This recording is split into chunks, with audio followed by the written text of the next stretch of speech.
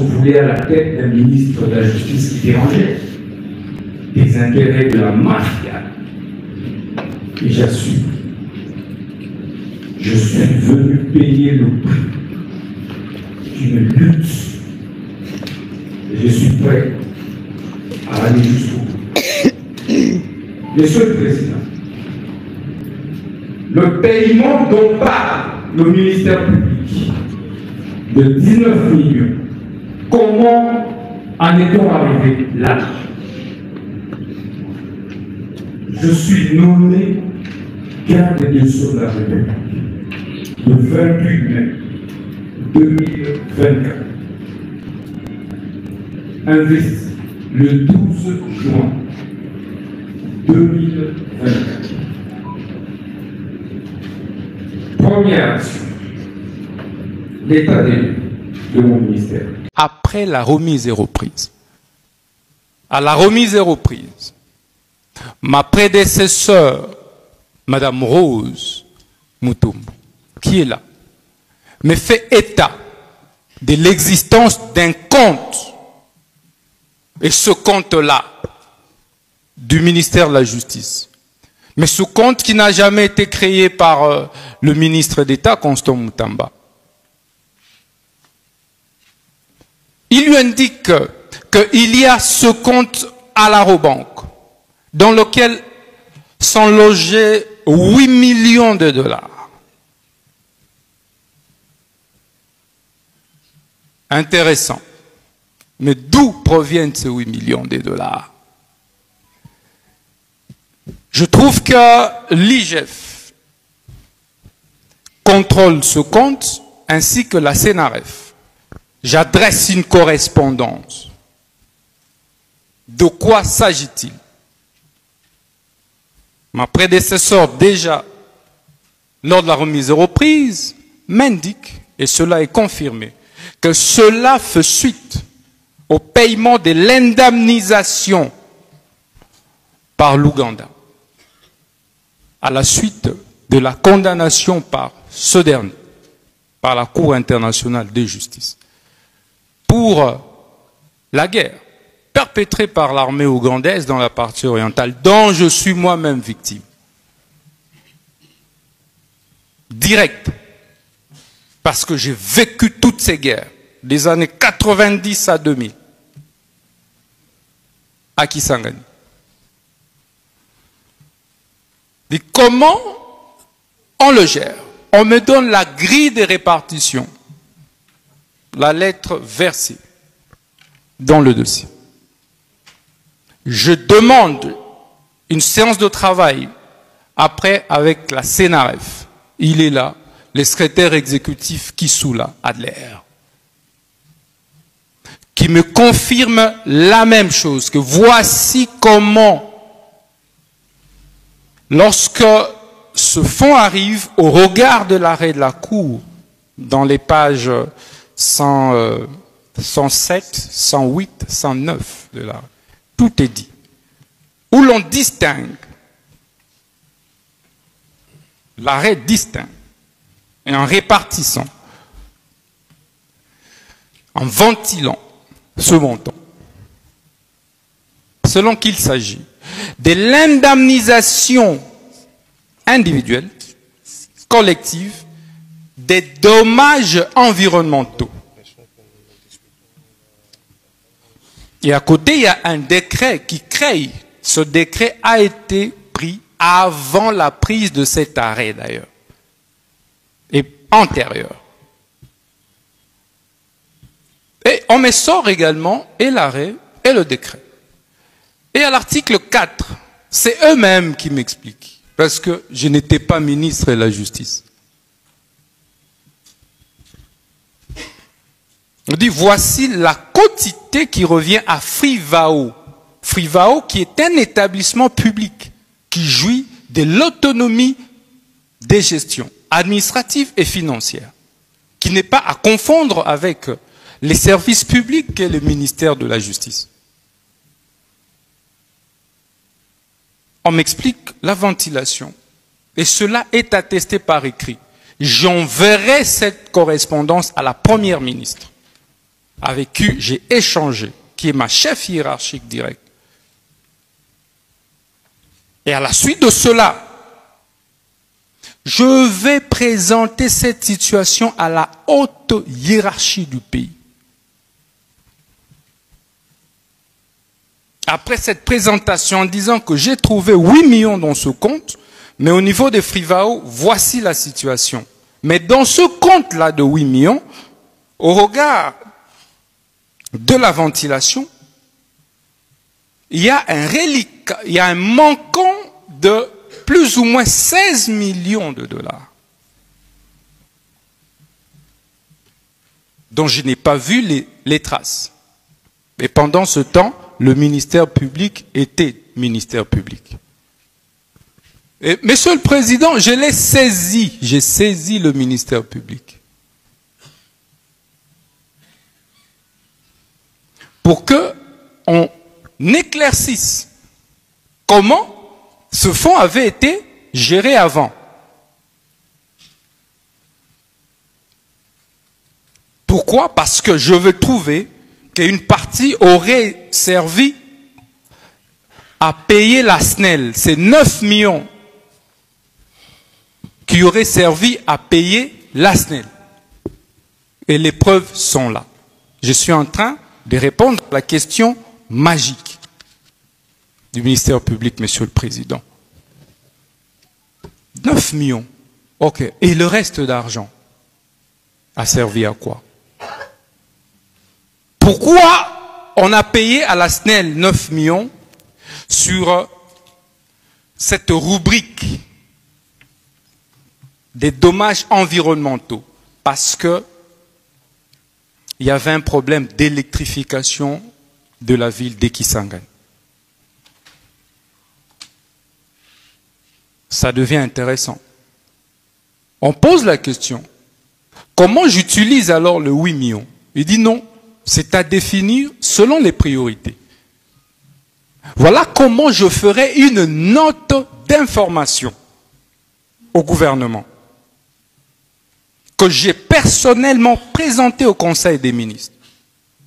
Après les évasions de la prison de Makala, on se rend compte avec le même ministère public qu'il y a urgence à construire de nouvelles infrastructures pénitentiaires. Depuis 1960, on n'a construit aucune prison, aucune maison d'arrêt. Toutes les prisons qu'il y a ont été construites avant 1960. Et pendant ce temps, la population a décuplé. Le nombre de criminels a décuplé. Les prisonniers meurent chaque jour par étouffement. Le ministère public ne sait même plus où envoyer des prévenus. Mais c'est pourquoi je pense, moi aussi, je suis libre en ce moment. Je comparais un homme libre parce que peut-être qu'il ne sait pas où m'envoyer. Parce que Makala est encore bondé de prisonniers. Au vu de ces urgences, il y a eu beaucoup de morts le 1er septembre 2024. Le Conseil de ministres, la haute hiérarchie va instruire. Et après des séances de travail avec le ministère public, à travers une commission qui était mise en place, qu'il y a nécessité de procéder à la construction des nouvelles prisons et des maisons d'arrêt.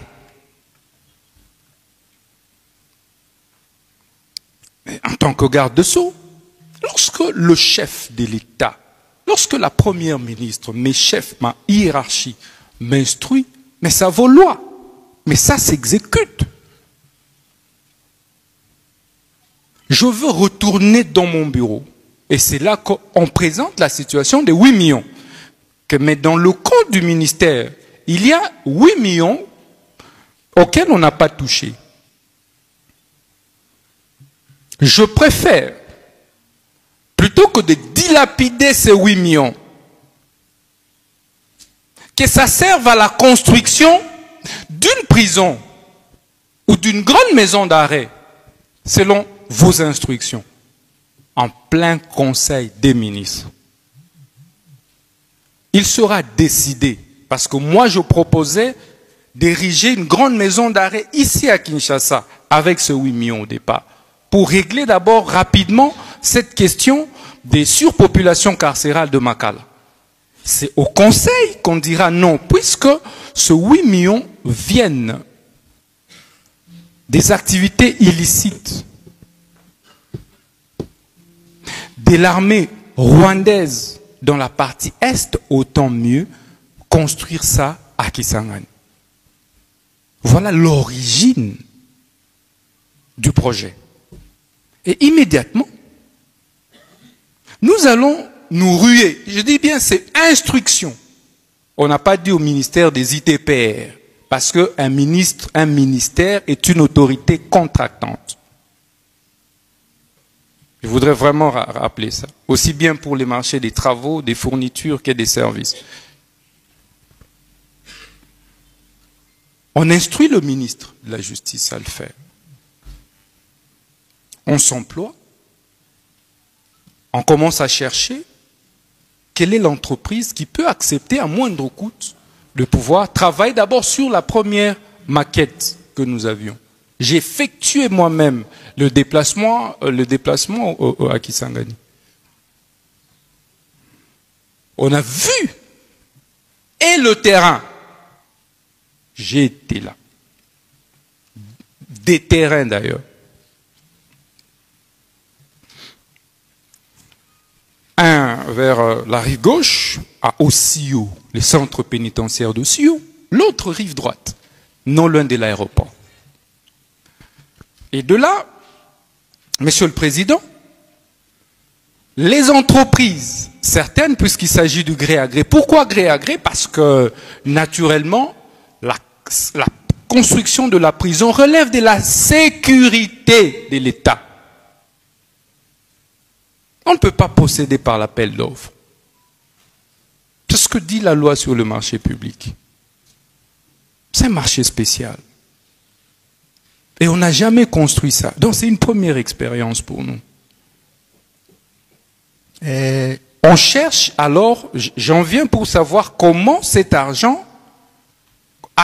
a quitté le compte du ministère pour être logé dans le compte de l'entrepreneur. Parce que c'est ça que, apparemment, on dit qu'il s'agit du détournement.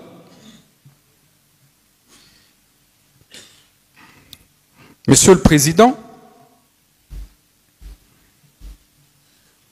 c'est de cette façon qu'on va recruter l'entrepreneur Zion. Et c'est de cette façon, puisque pendant ce temps, l'Ouganda paye la 3e annuité. La première, la 2e annuité, je n'étais pas ministre. Donc c'est la 3e annuité qui me trouve ministre. Et on paye. La répartition, elle est faite encore automatiquement, comme j'ai trouvé. C'est pas moi qui ai fait la répartition. Et c'est fait automatiquement encore. Ça se fait. Les 12 millions, le 8 millions, plus les 12 millions qui ont été retranchés des 65 millions, donc, nous ont ramené à 19 millions. Voilà comment on a ces 19 millions-là. Au départ, l'entrepreneur travaille sur un projet de 39 millions. Puisqu'il y avait urgence, les gens mouraient. Les prisonniers meurent. On dit, ok, on lance le processus de passation de marché et on obtient l'autorisation spéciale. On constitue le dossier, on transmet le dossier. Je transmets en tant que garde-sceau le dossier acquis de droit pour l'approbation conformément à l'article 20 du décret sur le manuel de procédure. Je transmets ce dossier le 1er avril. Vous verrez que le processus ici nous prend presque 6 à 7 mois. Parce que ça commence vers le mois de novembre 2024. C'est donc pas automatique. Puisqu'il n'y avait aucun intérêt personnel. On transmet le dossier à la Première ministre pour approbation. Dès lors, la loi me donne 10 jours d'observation. Et ces 10 jours servent pour l'autorité approbatrice à rejeter ou à accepter le marché. Donc j'ai attendu 10 jours. J'ai vu que l'autorité approbatrice n'a pas réagi. Et pendant ce temps, 14 jours après, puisque le processus était lancé, on formalise, on décide de passer à la mise en œuvre du contrat que j'avais signé. Est-ce qu'on peut vous demander à ce niveau-là? Vous avez dit, vous avez écrit à l'autorité approbatrice qui n'a pas réagi. En effet.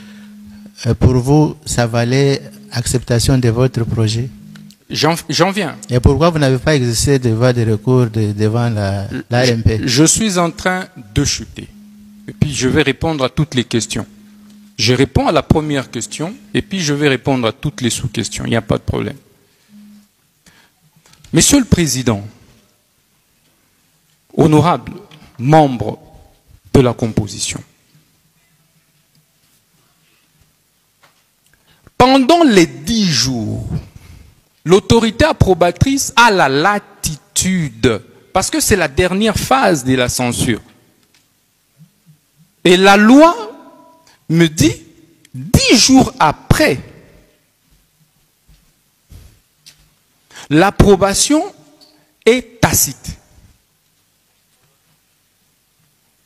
Bon, pour moi, étant donné qu'au mois de décembre, la Première ministre m'avait encore écrit formellement, la lettre est dans les pièces, pour m'instruire d'accélérer le processus de construction des prisons, je me dis, ok, l'approbation est tacite, on y va alors.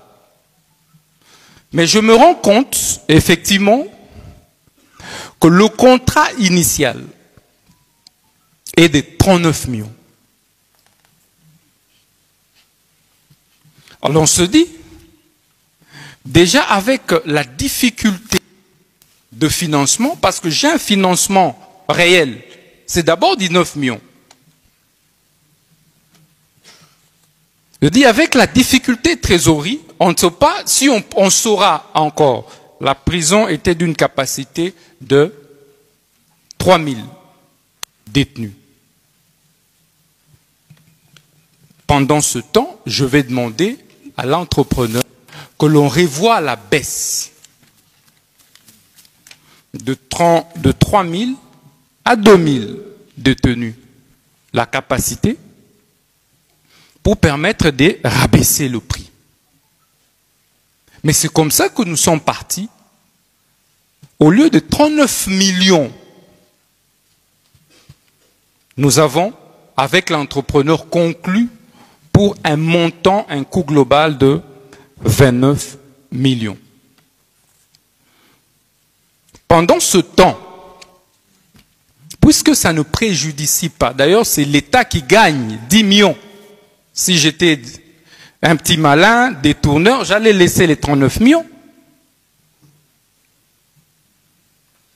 Je dis non, je dois faire gagner à l'État 10 millions de plus. On en reste avec l'entrepreneur à 29 millions.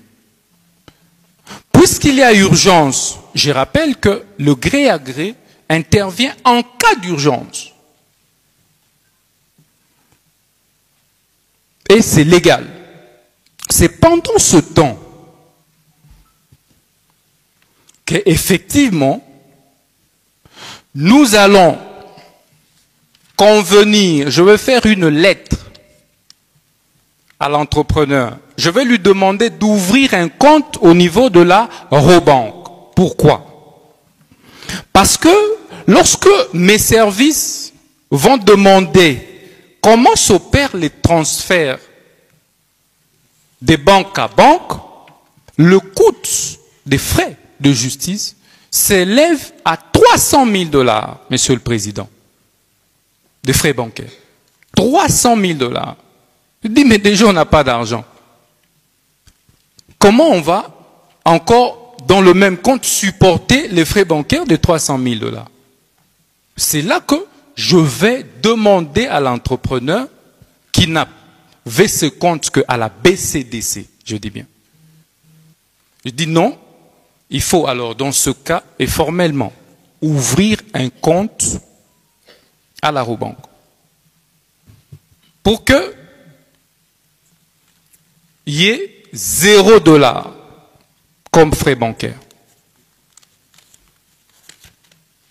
C'était autour de 2,85 $.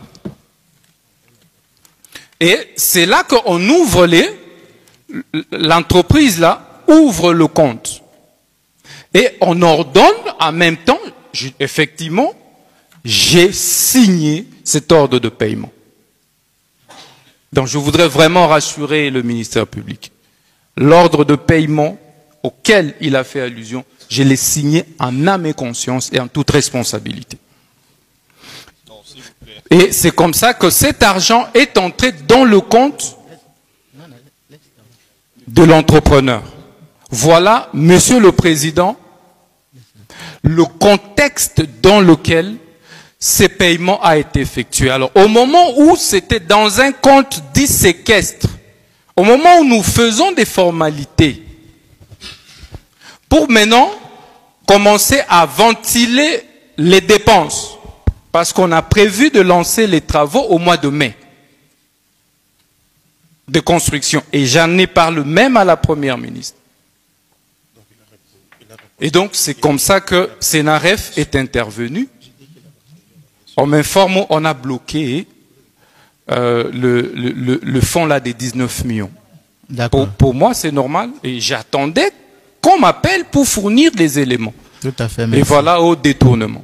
Oui, voilà comment c'est. Merci beaucoup. Merci. Prévenu. Dans le cadre du marché agré, il n'y a pas appel d'offres. Non, monsieur. Il n'y a pas peut-être missionnaire. Non, monsieur. C'est dans le cadre de l'urgence, comment pour la justifier à Santander et non pas à Kinshasa, puisque les évasions c'était à Kinshasa. Complément, monsieur. Monsieur le Président, merci beaucoup pour la question. Vraiment, c'est une pertinente question. Président, vous êtes le haut magistrat de notre pays. Le ministère public, c'est au moment où je vous parle, d'abord, la prison de Kisangani était endommagée par la guerre. Je voudrais rappeler ça. Les 6 jours. Systématiquement endommagée, ce qui fait qu'il y a régulièrement des évasions. Et tous les grands prisonniers, les Isiro, Bouta et même de l'Est, tous sont actuellement plutôt à Kisangani. Donc, il y a une telle insécurité, et c'est en plein centre-ville. À chaque fois qu'il y a des évasions, ces prisonniers font plutôt des dégâts dans la ville. Et il y a des gens qui meurent régulièrement. Au-delà de ça, comme je l'ai dit, c'était sur instruction de la haute hiérarchie. Vous pouvez présenter le compte un complément. Il y a un complément, monsieur le Président.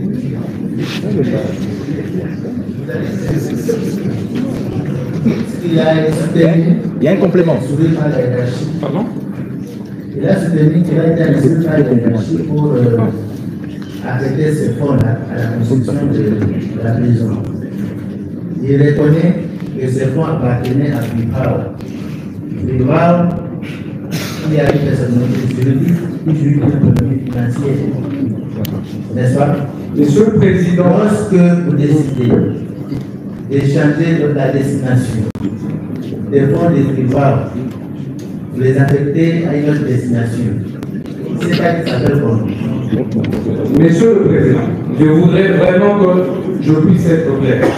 Je n'ai jamais accepté, je voudrais vraiment que ce soit clair. Il faut faire la distinction entre FIVAO, qui est un établissement public, qui a un fonds particulier qui gère, du compte du ministère public, de la justice, je veux dire, du compte du ministère de la justice. Et j'ai dit que cet argent n'est pas à confondre avec l'argent des FIVAO qui est géré par l'établissement public FIVAO. Il n'y a pas donc eu des changements de destination. Pour preuve, ce compte a servi à payer 9 millions à la SNEL. Allez vérifier jusqu'aujourd'hui, il y a cet argent dans le compte de la SNEL. Pour preuve, il y a eu encore des millions dans le même compte qui ont servi certainement à autre chose. Et enfin, comme je l'ai dit, j'avais effectivement présenté une autre information au Conseil des ministres. Complément. Et j'avais reçu instruction. Donc, si vous, je demande, au Président, je demande d'être complété par mon avocat qui demande la parole. Merci.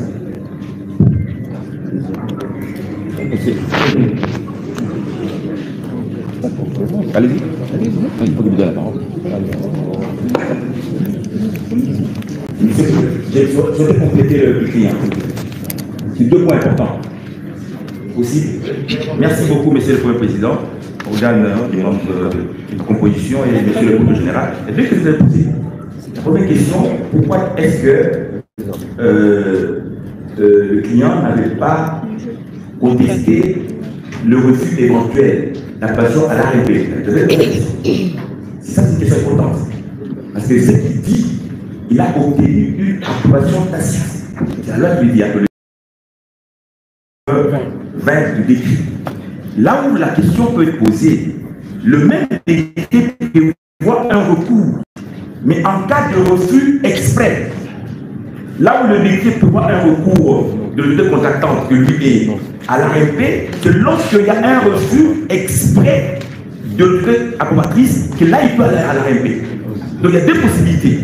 Ou bien, il y a deux possibilités. Ou l'approbation est expresse, on passe, ou elle est tacite par expiration du délai des 10 jours, ou elle est, il y a un refus, c'est le refus qui peut être contesté.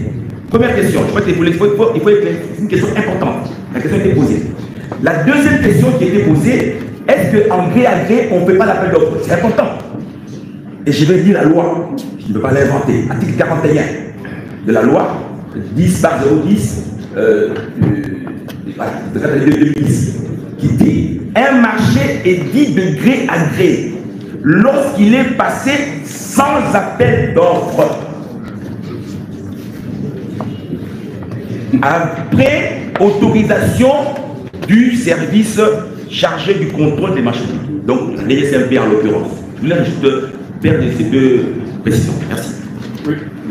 Les choses doivent se compléter avec la puissance de la loi, de manière de procéder. Ça serait complété. Absolument, je suis d'accord avec vous.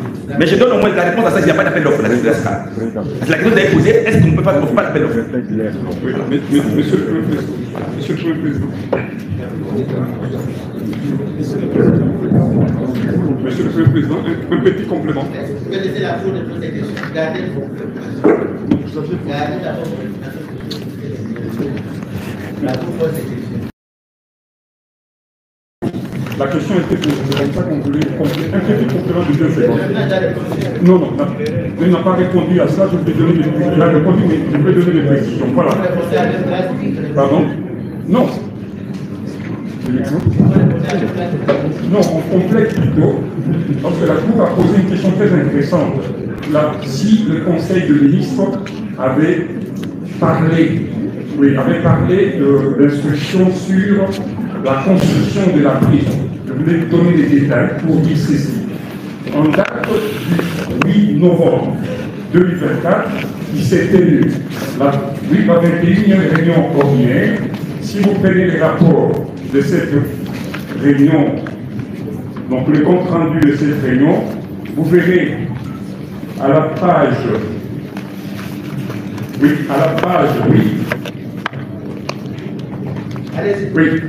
vous verrez à la page 8 qu'il a été donné une instruction à la construction de nouvelles prisons modernes et la réhabilitation des prisons actuelles pour une durée entre 12 et 24 mois. Alors, ça c'est au niveau du Conseil de ministres. Quand vous prenez la lettre du 26 décembre 2024 de la Première ministre, qui est sa chef directe, il dit à Monsieur le ministre et l'État ministre de la Justice, prise en charge des actions et des activités découlant du discours de son Excellence, Monsieur le Président. Monsieur le Président de la République sur l'état de la nation. Alors, le troisième paragraphe, vous avez constaté dans les dossiers que les engagements sont essentiels pour restaurer la confiance du public et dans nos institutions judiciaires à promouvoir l'intégrité de notre système. Il se décline comme suit. L'amélioration des conditions du travail, ça c'est le premier point. Et le deuxième point, la construction d'infrastructures juridiques et pénitentiaires respectueuses des droits humains. Donc, on voulait tout simplement confirmer que c'est sur base de l'instruction de la hiérarchie, que ce soit au niveau du Conseil des ministres, ainsi qu'au niveau de la primature, il a reçu l'instruction. Est-ce que le prévenu peut nous dire si le choix porté sur la société Lyon, qui n'avait que pour capital social $5 000, était opportun? Monsieur le Président, merci pour la question. Je suis très heureux de cet exercice parce que ça fait 2 mois que j'ai été chargé. Ça fait donc 2 mois que je subis l'injustice dans mon âme. L'histoire mérite à venir. Monsieur le Président, est-ce qu'on doit évaluer la capacité d'une entreprise en fonction de son capital social, de son chiffre d'affaires? Non, non. Nous sommes en droit de société.